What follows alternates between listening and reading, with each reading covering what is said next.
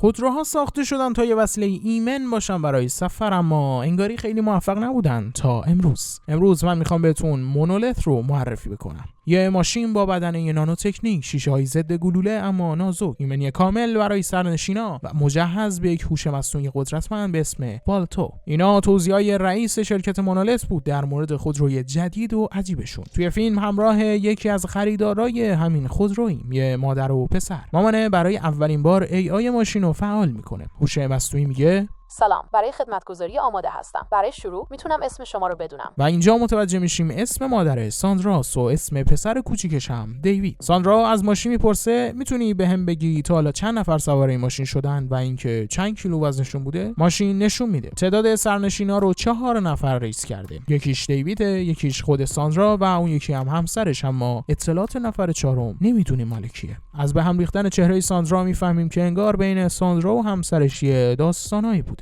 همین موقع همسرش هم تماس میگیره به اسم کارل میگه سلام عزیزم، با ماشین جدید چطوری؟ خوشت اومده؟ شبیه تانکه میدونم ولی خیلی باحاله. در ضمن دیوید الان توی اون ماشین دیگه جاش امنه. کارل میگه ببخشید دوباره نتونستم کنارتون باشم، الان توی هتلم، پروازم حدود 3-4 ساعت دیگه است. یه هتل گرفتم نزدیک فرودگاه، مواظب خودتون باشید، خدافظ. ساندرا توی فروشگاه بین راهی نگه داشته واسه عوض کردن پوشک دیوید. همین موقع چند تا دختر جوون میان تو. ساندرا خیلی سنش کم بود که بچه دار شد، انگاری دلش واسه این فضای مجردی و خوشگذرونیاش تنگ شده. ساندرا و دیوید یه چرخ توی فروشگاه میزنن و یه مشتی خرت و پرت میخرن. موقع حساب کردن یه پسر جوون میاد جلو، میگه سلام، من تو رو میشناسم، بگمونم خیلی برام آشنایی. ساندرا میگه فکر نمی‌کنم، اما من اهل اینجا نیستم. پسر میگه درست، لس آنجلس، تو پاپ استار بودی، اونجا دیدمت. تو آهنگ میخوندی آره؟ ساندرا میگه آره، البته مربوط به خیلی وقت میشه. پسر میگه گوش کن، امشب یه پارتی جمع جور داریم، خیلی خوشحال میشم اگه تو هم بتونی بیای. ساندرا میگه نه نمیتونم، من با پسرم اومدم، پس ممنون، نمیشه. وقتی طرف میره ساندرا متوجه میشه که انگاری خبری از دیوید نیست. توی فروشگاه میگرده دنبالش اما معلوم نیست کجا رفته. وقتی از فروشگاه میزنه بیرون میبینه پیش همون دختراست. دست بچه رو گرفتن آوردنش بیرون، اونم بدون اینکه به مادرش چیزی بگن. ساندرا هم عصبی میشه و یه جر و بحث باشون میکنه و میره سمت ماشینش. سوار ماشین میشه، قفل امنیتی رو فعال میکنه و راه میفته. سر همین مکالمه‌ای که با پسر توی فروشگاه داشته یاد گذشته میکنه، آهنگای قدیمی که خودش خونده بوده رو پخش میکنه. ساندرا دوست داشته یه آرتیست بزرگ بشه، دوست داشته معروف بشه، اما بعد از آشنایی با کارل و بعدش هم به دنیا اومدن دیوید همه چیز فرق کرده. کارل موقعی که با ساندرا آشنا شده بوده خودش زن داشته، اما اونو ول کرده و بعدش هم با ساندرا ازدواج کرده. توی این مسیر یه تماس دیگه داریم از دوست ساندرا، جسیکا دوست مشترک ساندرا و کارل. فیس جسیکا توی تخت خوابه، میگه توی لس آنجلس هم، اما صدای هواپیما میاد، انگار توی همون هتل کنار فرودگاه باشه. ساندرا شک کرده بوده که کار داره بهش خیانت میکنه، دقیقاً مثل موقعی که با خودش به همسر قبلیش خیانت میکرده. الان دیگه تقریبا مطمئن شده پارتنر این خیانت دوستش جسیکاست. با کار تماس میگیره اما جواب نمیده. واسه همین ساندرا تصمیم میگیره برگرده لس آنجلس تا مچ کارل و جسیکا رو بتونه بگیره. چند باری سعی میکنه دوباره باهاش تماس بگیره اما بیفایده است. مسیریاب سمت الی. هوش مصنوعی ماشین میگه در مسیر بزرگراه یک تصادف رخ داده است. دوست داری یک مسیر جایگزین انتخاب کنم؟ ساندرا میگه حتما کوتاه‌ترین مسیر رو بهم بگو. ماشین ساندرا رو میفرسته توی کوره راه. هوا هم داره تاریک میشه. شب شده و هیچ چیزی اطراف جاده دیده نمیشه. کویر محض. یه سری چراغ از فاصله دور مشخصه. ساندرا فکر میکنه شاید خونه زندگی باشه، اما یه نیروگاه برق کوچیکه. توی مسیر ساندرا سیگار روشن میکنه تا استرسش رو کنترل کنه و اعصابش آرومتر بشه. به محض روشن کردن سیگار هوش مصنوعی اعلام میکنه که ماشین در حالت احتراق است. هر چه سریعتر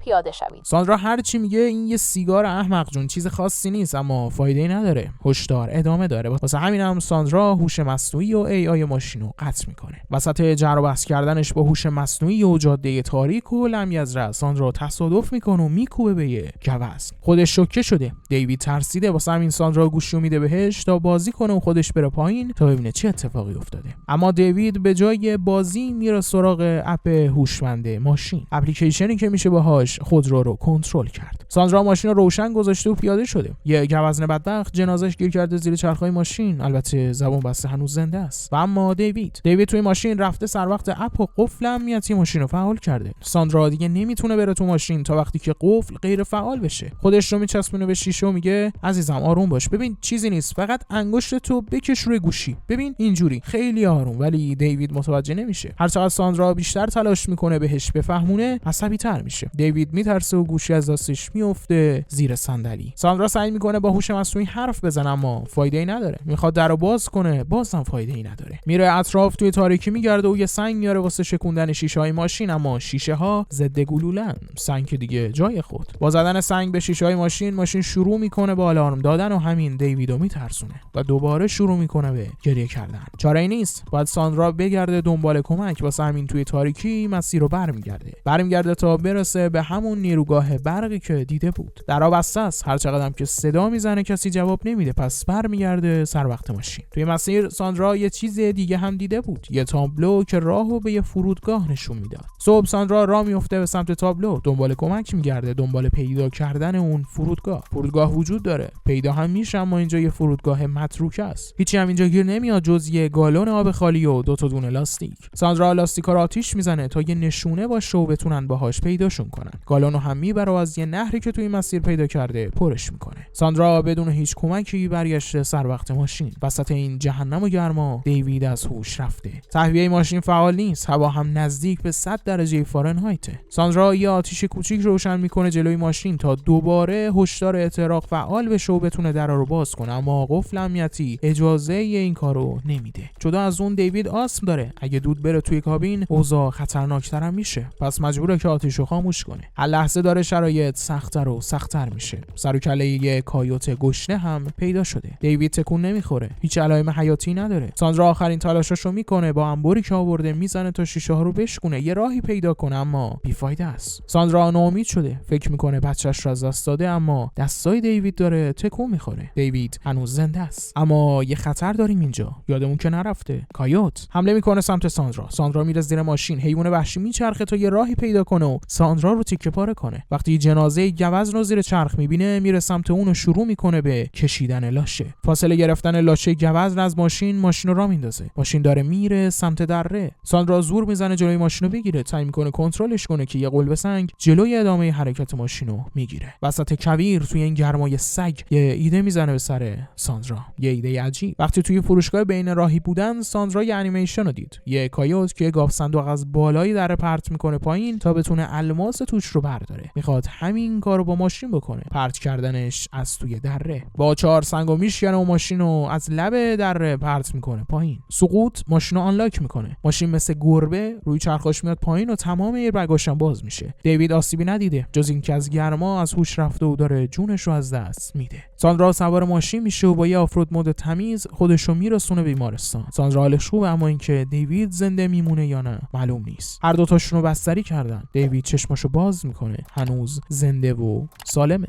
و این بود خلاصه فیلم مونولیت تولید سال 2016. بریم اول از همه از بازیگری‌ها شروع کنیم. کاترینا بودین بازیگری که نقش مادر رو تو این فیلم بازی کرده. ساندرا بسیار خوب اجراش کرده. همون دلسوزی مادرانه رو تونسته اجرا کنه، هم مصمم بودنش برای نجات بچه‌اش از توی ماشین. در طول فیلم هم تونسته ریشه بگیره و خیلی خوب تونسته کارو پیش ببره. اون پسر کوچیکی هم که داریم، دیوید هم در نوع خودش نقشش رو خیلی خوب اجرا کرده. مفهوم فیلم مفهوم نو، جدید و جالبیه. یه سوال مطرح میکنه که اگه واقعا فناوری‌ها به این خوبی عمل بکنن، چه اتفاقایی میتونه توی آینده بیفته؟ به ماشینای سایبرپانک ایلان ماسک میشه اعتماد کرد؟ یعنی ماشینای خودران واقعا قابل اعتماد هستن؟ میتونن از ما مراقبت کنن یا اینکه نه همون فرمول‌های مراقبتی از ما شاید بتونه یه مشکل ایجاد بکنه؟ این سوالا تو فیلم قشنگ مورد بررسیه و واقعا سوال ایجاد میکنه. شاید شما هم همین سوال واسهتون ایجاد شده باشه، در موردش فکر کنید. جلوه‌های ویژه‌ای که توی فیلم استفاده شده، جلوه‌های ویژه قابل قبولیه. ماشینی که طراحی کردن که بخواد یه مود آینده رو نشون بده و یه ماشین مثلا پیشران رو بخواد بگه، تقریبا میشه گفت خوبه. حالا نمیشه خیلی روش حساب باز کرد. یه سیس عجیبی داره که البته باید هم سیسش عجیب باشه، ولی میتونست به نظر من خوشگل‌تر هم در بیاد. سرعت فیلم نسبتاً کنده. این عمدتاً دلیلش اینه که یه زمان زیادی رو صرف میکنه تا شخصیت‌ها رو بسازه، تا رابطه بین شخصیت‌ها رو بسازه. ولی با این حال این سرعت کند توی ایجاد تعلیقات تونسته قصه کمک بکنه. خیلی نمیتونیم ایرادی بهش بگیریم. در کل هم فیلم طولانی نیست، حدود 1 ساعت و نیمه و پیشنهاد میکنم ببینیدش. واقعا فیلمی که شما رو میکشونه، اما فقط تا پایانش. پایان فیلم یهوییه، ناگهانیه. یه جوریه که احساس میکنی فیلم در حال اوج گرفتن یهویی کات میخوره تمام میشه. با این حال میشه گفت کاملا منطقیه پایانش، ولی میتونست خیلی بهتر باشه. در کل اگه بخوام به این فیلم من نمره‌ای بدم، نمره من 7.5. خیلی خوشحال میشم نظرتون و همینطور نامتون رو تو کامنت ها برام بنویسید. اگه ویدیو رو دوست داشتید حتما لایکش کنید و کانال خودتون رو هم سابسکرایب کنید. از اینکه وقت گذاشتید ویدیو رو تماشا کردید ازت صمیمانه متشکرم و در پایان بوس بهت. بوم. سم سینما خلاصه فیلم های اعلان دار. سم سینما بهترین کانال خلاصه فیلم دنیا.